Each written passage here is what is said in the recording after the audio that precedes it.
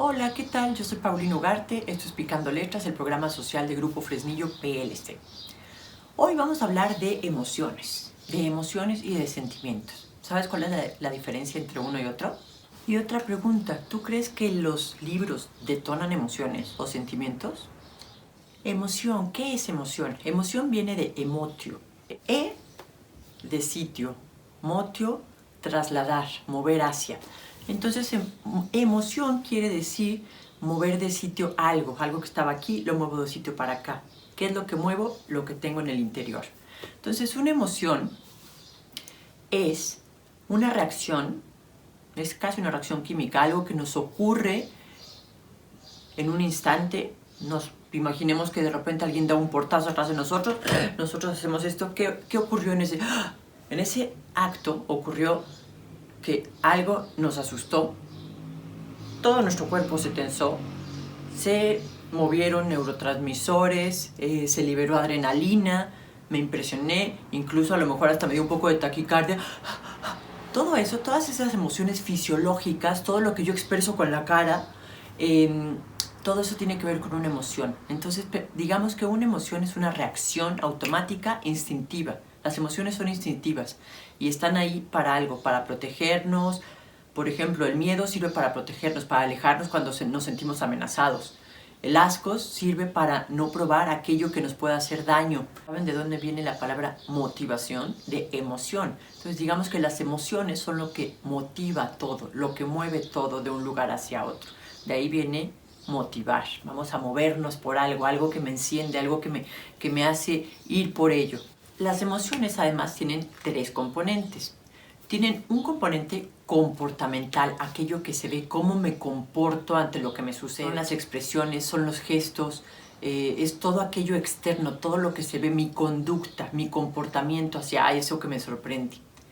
Tenemos otra parte que es fisiológica o somática, que es lo que les contaba, esta liberación de sustancias químicas de neurotransmisores que nos hacen reaccionar, que nos hace que el corazón palpite más rápido, que empecemos a sudar, que se nos paren los vellitos a lo mejor, que sintamos náuseas, que nos tiemblen las piernas. Todo eso tiene que ver con lo fisiológico o lo somático. Y por último tenemos también la parte cognitivo o mental.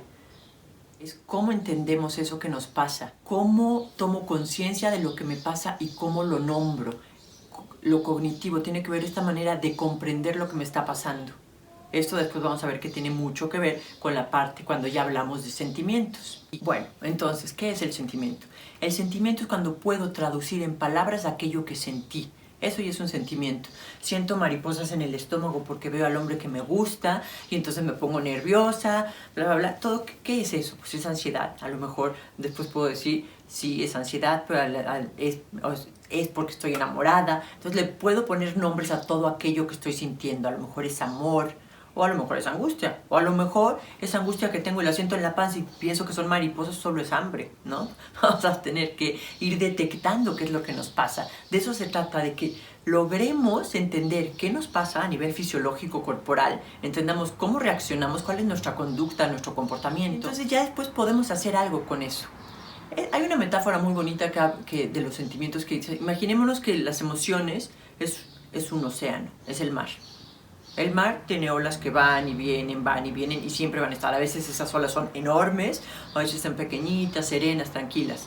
El mar siempre va a estar ahí. Simplemente tenemos que aprender a surfear en el mar, ¿no? Entonces con las emociones pasa lo mismo. Las emociones van a estar ahí siempre, toda la vida. Lo que tenemos que hacer es aprender a surfear en ellas. Tenemos que aprender a que si viene una gran ola que nos está rebasando, pues bueno, la observo, veo qué pasa, qué es lo que siento, que mi corazón se agita, que la panza me duele, que me tiemblan las piernas. Ok, ya estoy sintiendo eso, ya detecto que eso que siento y que me hace reaccionar de esta manera es miedo, o es angustia, o es ansiedad. Hay matices muy sutiles entre las palabras. Y el chiste es que aprendamos a definir qué ocurre con esas palabras, qué diferencia, qué matiz hay entre una. A lo mejor todas pertenecen a un mismo universo semántico, al mismo significado. Todas corresponden a lo mejor al miedo. Pero una cosa es apanicarse, la otra es tener miedo, la otra es tener un poquito de temor, angustia. Entonces, aprendamos más palabras para hablar de nuestras emociones y de nuestros sentimientos. Eso nos va a ayudar muchísimo. Si nosotros somos capaces de hacer eso, Imagínense lo que podemos ayudar a los niños entonces a que lo hagan, o a los jóvenes. Entonces, se trata de enriquecer nuestro vocabulario emocional, sentimental. ¿Bien? Se trata de conocernos un poquito más, de conocer qué me ocurre cuando siento cada cosa. Observarme y no juzgar. Eso es muy importante. Las emociones están ahí, son adaptativas, es algo de la evolución. Están ahí porque nos ayudan a algo, nos sirven. Entonces no las cataloguemos como buenas o malas, pero todas están ahí por algo. Entonces no se trata de esconderlas, se trata de, en el momento que las siento, las percibo, me detengo, observo y veo qué puedo hacer con ellos. De eso se trata la inteligencia emocional, de aprender a hacer lo que quiero con las emociones que siento. Y se trata de usar las emociones a nuestro favor. El miedo es bueno. El miedo nos sirve para escapar, para salir de situaciones amenazantes o que nos pueden provocar daño. Entonces, qué bueno que sintamos miedo. El asunto es no quedarnos en ese miedo, que no nos paralice. Y si nos paralice, observar por qué me paralizo y entonces poder actuar con ese miedo a favor. Por ejemplo, si yo estoy triste, pues tratar de hacer cosas. Ya detecté que estoy triste, ya lo comprendí. ¿Qué puedo hacer para manejar esa tristeza? Bueno, pues puedo llamar amigos, puedo ir al parque, puedo salir a jugar o puedo escuchar la música que más me gusta y bailar. Empezar a hacer lo que yo sé que me detona otro tipo de sentimientos. No clavarme en ese sentimiento, sino hacia dónde me muevo para regular, para gestionar esas emociones que tengo. ¿Bien? No hay que hacer juicios de valor sobre las emociones. Las tenemos, las sentimos, no son buenas ni malas. Son, simplemente. ¿Qué tiene que ver todo esto con la lectura? Bueno, pues es muy interesante. Se han hecho muchos estudios en laboratorios de neurociencias y han analizado qué ocurre con el cerebro humano mientras leemos. Y han descubierto algo que a mí me parece genial. Se ha descubierto, por ejemplo, si nos ponen unos electrodos ya sea en resonancias magnéticas y ven qué ocurre cuando olemos algo. Cuando olemos algo, supongamos que se nos enciende por acá, los foquitos que se ven en esta pantalla. Eso ocurre cuando, por ejemplo, olemos canela, se nos enciende acá.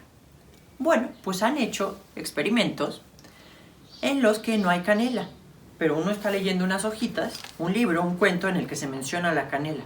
Pues resulta que se enciende la misma parte en el cerebro a que si estuvieras oliendo canela. Entonces digamos que es revivir, literalmente lo que se dice, cuando estamos leyendo, estamos reviviendo situaciones, recuerdos, anécdotas o experimentando por primera vez. Pero como ya tenemos, por ejemplo, ya conocemos el olor de la canela, pues entonces para nosotros es fácil revivirlo a nivel cerebral. Es muy interesante. Con las emociones ocurre lo mismo, se empieza a encender lo mismo. Entonces leer literalmente es vivir las experiencias. Entonces, bueno, ¿de qué nos sirve la literatura y las emociones o cómo podemos relacionarlas? Pues imagínense, si uno lee historias que me emocionan, que me encienden pasiones, que me invitan a viajar por otros países, realmente estoy viviendo eso de una manera u otra. Entonces, no necesito yo tener experiencias sumamente trágicas para entender, no necesito haber estado en un campo de concentración, por ejemplo, para entender lo que están viviendo esos personajes de una novela en la que se habla de los campos de concentración. Entonces sí es una manera de lograr encender la empatía en nuestros cerebros. Sí es una manera de aprender situaciones emocionales a partir de personajes. Entonces imagínense las capacidades, cualidades que desarrolla la lectura en el ser humano. Es realmente impresionante. Y entonces a lo mejor si estamos leyendo algo que nos hace llorar, pues dejar que salgan las lágrimas. Si nos hace reír, pues dejar que salgan las risas. De eso se trata precisamente. A lo mejor nos estamos ahorrando un montón de experiencias, pero además estamos ganando un montón de aprendizaje sobre cómo reaccionan otras personas. Es como hablar con otra persona. Lo que le pasa a los personajes le pudo haber pasado a otra persona y entonces yo ya entiendo cómo se siente esa persona. Podemos decir que leer es revivir y reencarnar experiencias de otros en nosotros. ¡Qué maravilla!, ¿no? La lectura, entonces, es un simulador de la realidad. Todo lo que le ocurre a los personajes nos ocurre a nosotros, como ya les expliqué, en el córtex sensorial de nuestro cerebro se encienden las mismas partes cuando hacemos una acción, cuando vivimos algo personalmente, a cuando lo leemos. Entonces eso es muy interesante porque podemos vivir experiencias a partir de la lectura y eso nos está entrenando para la realidad. Entonces no tengamos miedo a lo que pasa en los libros porque finalmente es una preparación para la vida. Bueno, pues muchas gracias. Eso era lo que quería contarles en esta cápsula de hoy.